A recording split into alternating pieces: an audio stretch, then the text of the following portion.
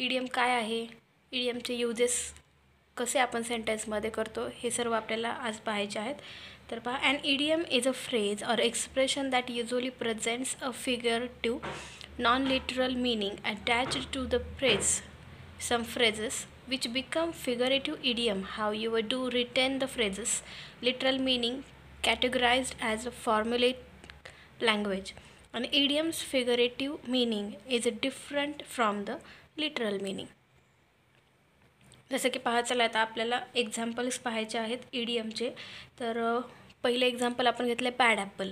तर bad Apple disconnected किंवा त्यालाच ट्रबल मेकिंग किंवा डिसऑनेस्ट पर्सन हे त्यासाठी वर्ड्स मीनिंग आहे. ठीक आहे. तर नंतर पहा, go pear shaped, to fail, to go wrong. Life is a bowl of a cherries. Life is a bowl of cherries हे इडियम आहे. तर याचं मीनिंग काय, life is a wonderful or very pleasant. तर पहा, सेकंड बनाना. सेकंड बनाना हे काय आहे, इडियम आहे. तर त्याचा मीनिंग काय आहे सेकंड बनानाचा, a person in a subservient position. ठीक आहे. तर असे अनेक इडियम्स आहेत, तुम्हाला वेगवेगळ्या बुक्समध्ये बघायला मिळतील. तर पहा, जसं की अबव बोर्ड. तर above board means honest and frank, जसं म्हणजेच की प्रामाणिक आणि मोकळ्या मनाचा. किंवा पहा, a fish out of water, one out of his living conditions or in a strange situation, म्हणजेच की वेगळीच जीवनशैली अथवा विचित्र परिस्थिती असते. नंतर पहा, ऑल द सेम हे पण इडियम आहे, ऑल द सेम. तर त्याचा मीनिंग काय आहे, तर इन स्पाईट ऑफ, नेव्हरलेस, च्याशिवाय. तर असे खूप सारे इडियम्स तुम्हाला पाहायला मिळतील. तर तुम्हाला इडियम्स जसे की आपण सिनॉनिम्स अँटोनिम्स घेतले होते, त्याच प्रकारे तुम्हाला मीनिंग आणि इडियम हे रीड करायचे आहेत आणि कंटिन्यू त्याला वाचत घ्यायचे. तर जेवढे वेळेस तुम्ही जास्तीत जास्त रीड करणार आहेत तेवढे तुमच्या लक्षात राहणार आहे. तर यानंतरचं आपण लेसन घेऊयात. आत्ता आपण लेसन घेणार आहेत narration. Narration means telling a single storey or several related stories. The story can be a way to support a main idea or thesis. Narration speaks to us strongly because it is about us. We want to know what happened to others, not simply because we are curious, but because their experience shed light on nature of our own lives. Narration lends force to opinions, triggers the flow of money, and evokes places and times in ways that are compelling and affecting. तर पहा, नॅरेशनचे दोन type आहेत, direct आणि indirect speech. We can explain the statement of other person to third person way to way in the form of a direct speech and indirect speech.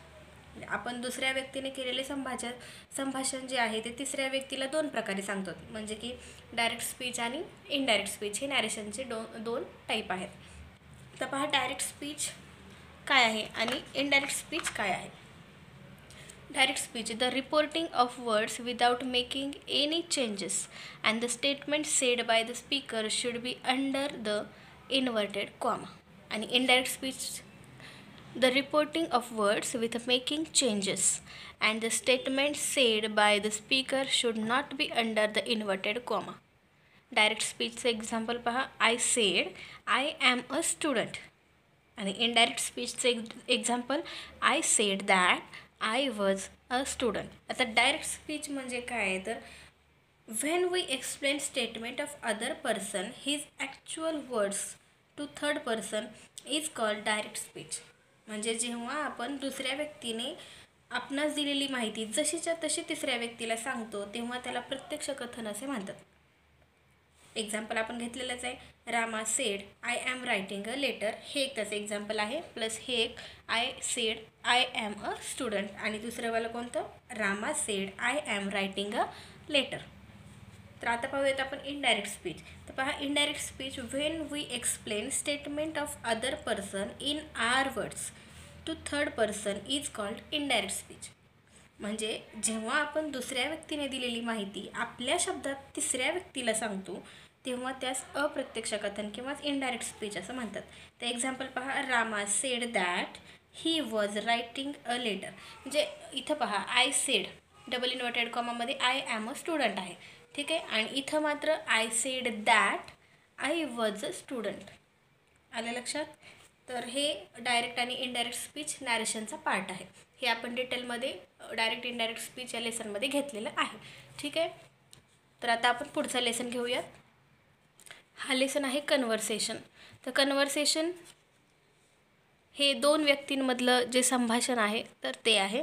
तर पहा, talk between two or more people in which thoughts feelings and ideas are expressed, questions are asked and answered or news and information is exchange.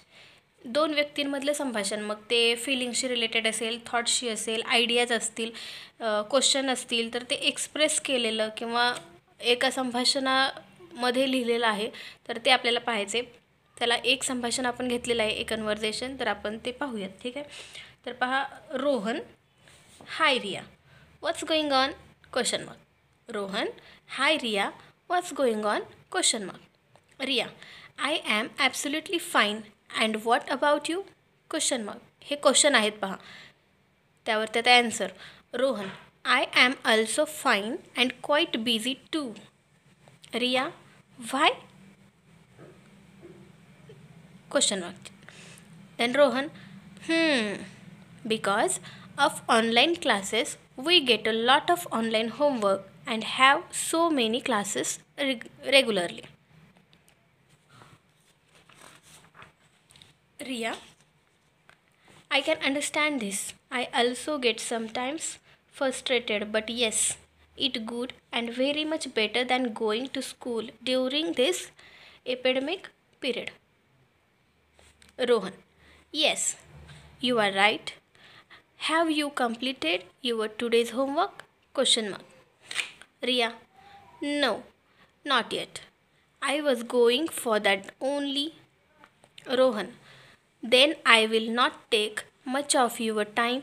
Bye. Have a nice day. Riya, you too. Bye. तर हे झालं conversation. आता या कन्व्हर्सेशनवरती तुम्हाला passage type काही क्वेश्चनही विचारले जातात आणि त्याच्यासाठी 4 ऑप्शन दिलेले असतात. ठीक आहे. तर जास्तीत जास्त कन्व्हर्सेशन